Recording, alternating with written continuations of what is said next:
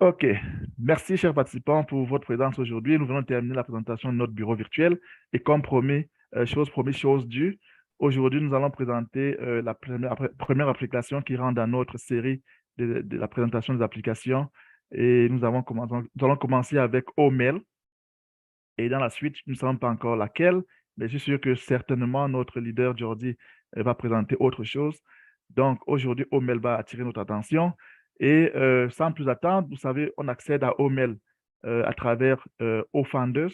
Pour ceux qui ne l'ont jamais fait, vous vous connectez sur Offenders et vous allez dans la catégorie, le menu sur le côté gauche. Vous allez voir le lien Omail qui est l'un des premiers liens. Vous cliquez dessus et vous allez avoir l'opportunité de signer un contrat. Nous allons y arriver tout à l'heure.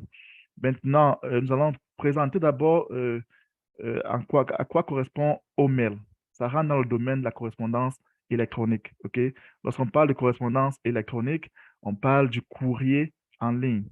Donc, il y a une historique. On a commencé euh, par envoyer des lettres il y a plusieurs années, des dizaines d'années, des décennies, je dirais. On envoyait des lettres qu'on appelait il y a quelques années des courriers, des correspondances.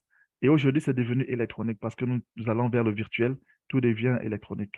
Donc, lorsque vous voyez email ou alors email, E, c'est pour électronique et puis mail, c'est pour courrier, tout simplement.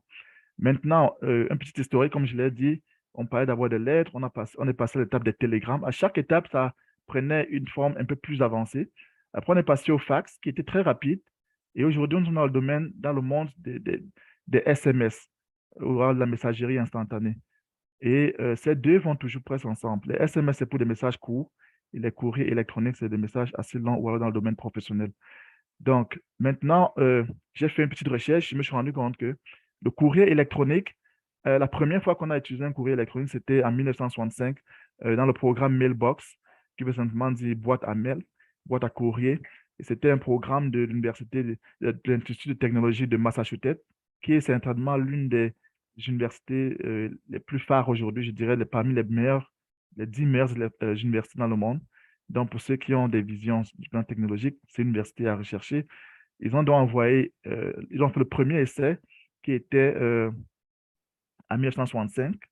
Et si vous faites des recherches, vous allez vous rendre compte que le premier message qui avait été envoyé en courrier